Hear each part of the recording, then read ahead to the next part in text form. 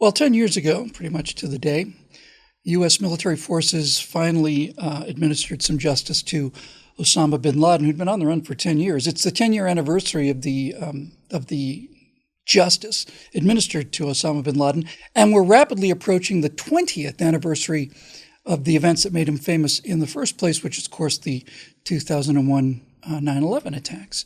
Now, I'm going to come back to this in a minute because obviously it's important, but before I do, I want to go someplace completely different to show you something that's going to bear on the argument we're about to make here. I'm going to show you a 1-minute video that absolutely blew my mind. It's self-contained. All you have to do is watch it and try your very best to achieve what they're asking you to do in this video. This is an awareness test. How many passes does the team in white make? Go!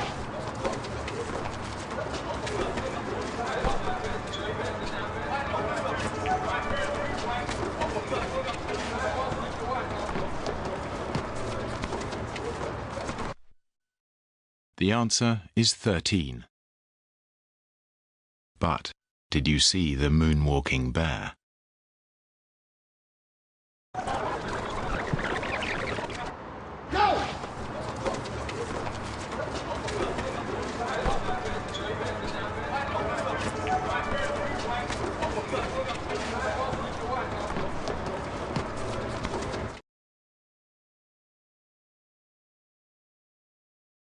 Now, maybe this video accomplished its purpose and tricked you into seeing something that wasn't there or not seeing things that were there. Maybe it didn't trick you.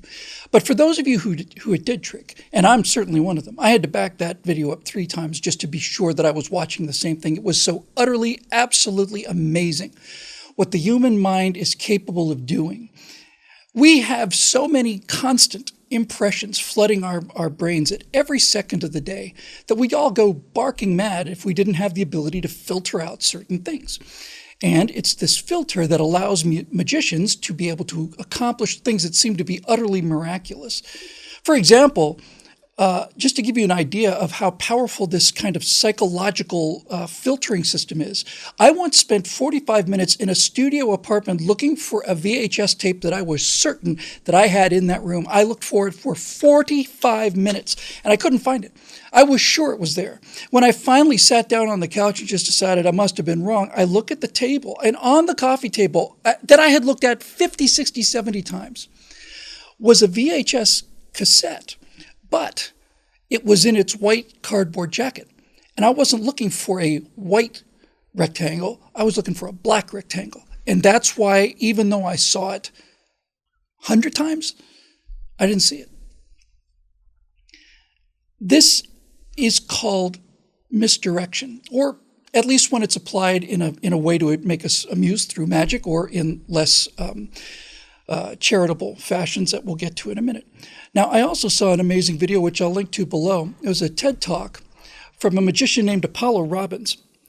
And during this talk, he uses the examples of misdirection to accomplish miracles. It's only 8 minutes. It's one of the best things I've ever seen. You should watch that as well, because you can back the tape up and you can see how misdirection allowed him to accomplish absolute miracles. Miracles, kind of things, but if you're watching it for the first time, you simply cannot believe are possible. This is, I don't want to call it a defect. It's an aspect of our psychology. This sense that we are only able to focus on what we're able to focus on, and we have to filter out everything else, because if we don't, then we simply become overwhelmed. Now, people who really understand how the mind works, really understand the psychology of misdirection, are able to use this facet, this aspect of human psychology and consciousness to their advantage. As I said, a magician will use it to simply amaze you. Apollo Robbins points out that this is how pickpockets are able to lift the wallet out of your pocket or take the watch off your wrist, 2 acts that seem absolutely impossible.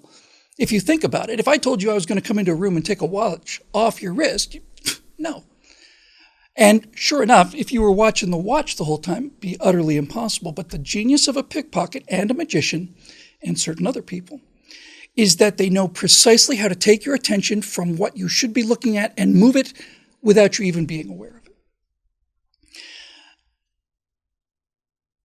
I think that this is what we've been seeing in both the bin Laden case with al-Qaeda and the COVID-19 case.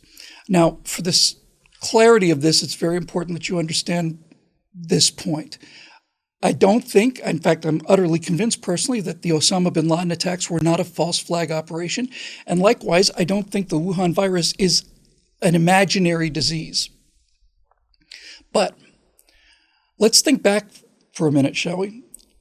10 years ago, when bin Laden was finally killed, al-Qaeda had been decapitated mostly by George Bush's efforts to fight them in Iraq and Afghanistan. Whatever you think of those two engagements or whether they were worth the price, that is in fact what happened. Al-Qaeda had something like 60,000 fighters on the day of 9/11 and tens of thousands of more new recruits the day after and the weeks after. But by 2005, just a few years later, al-Zarqawi, the leader of al-Qaeda in Iraq, is basically calling bin Laden saying, send us everybody you got. These Marines here are just knocking our teeth in. But 10 years later, we see the final assassination, justified assassination of Usama bin Laden, and we haven't heard much about al-Qaeda since then. We heard a lot about ISIS during Barack Obama's administration, when Donald Trump became president, and in the space of 2 or 3 months, they were gone. Now, this isn't my main point today, but just in passing, this does kind of provide a data point for those people who say that, no, you can't fight terrorists because if you fight them, all you do is make new terrorists. Apparently not. If you fight them hard enough, you can kill them all. And when it's clear to your average young jihadi that this is a death sentence rather than eternal glory, turns out recruitment goes way down. Al-Qaeda is no longer a threat to us in the same way that the Barbary pirates are no longer a threat to us because we finally went and did something about them.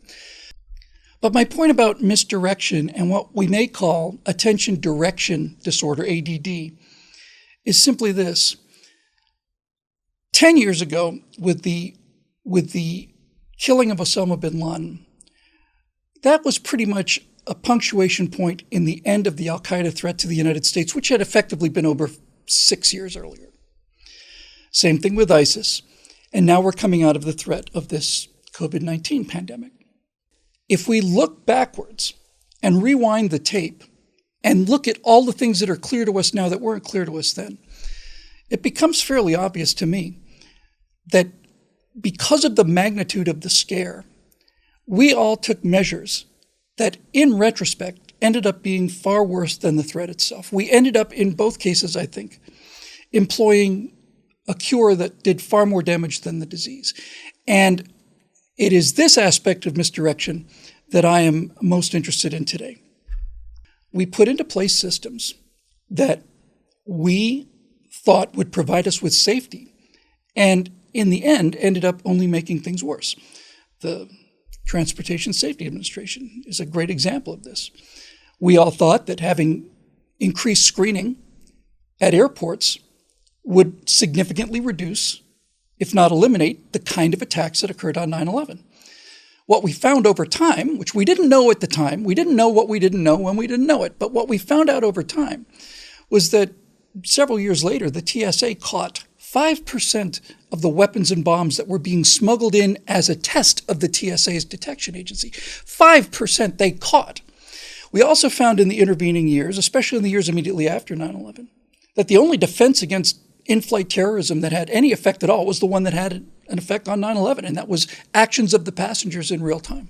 We found that on the train in France, by the way, when 3 Americans basically disarmed a guy who was going to kill an entire trainload full of French people because they decided to take action. But because of this event, because of the starkness of the 9/11 event, that caused our complete attention to be focused there.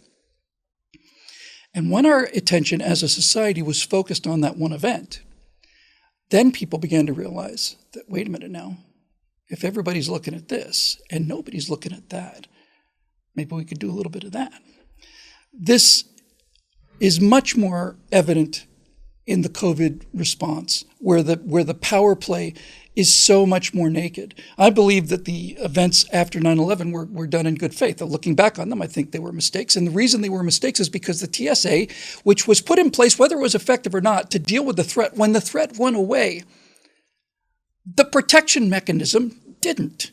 The TSA will never go away. As I said, last test they did 5% they caught, but it will never go away. We will always be removing our shoes, and we'll be removing our belts, and we'll be body searching 4-year-olds and taking grannies over and having them searched and questioned at random while likely suspects get on the plane. That's never going to stop, because once that reduction of freedom has been put into place, the government has a burning desire to keep those restrictions in place because it increases their power, and more prosaically, because it provides salaries for the standing army of people that we have at work for TSA and for the bureaucrats that basically run TSA and all the rest of it.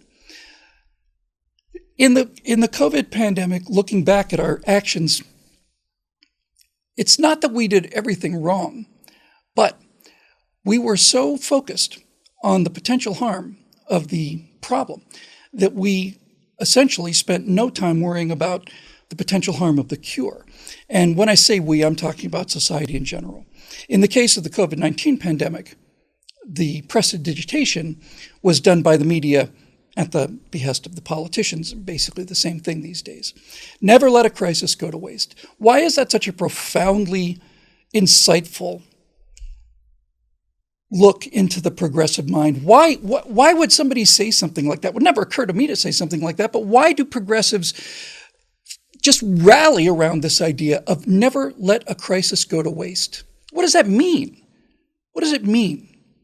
Well, what it really means is that a crisis, whether it's an induced one or whether it's an external one, a crisis serves as the distraction necessary for them to accomplish things that they would never be able to accomplish if our attention had not been focused on one specific event.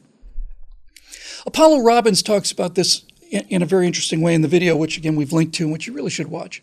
But basically he says your conscious mind is like a security guard in a casino. And he's inside the video observation room. And he's got thousands of monitors that he's looking at any given time. And it's his job to keep an eye on things, and that's pretty much what he does. But as Robbins points out, if you ask this guy to go and get a file in order to retrieve a memory, or if he was looking at something else, while he is busy doing a specific task, he is no longer looking at all of the other monitors.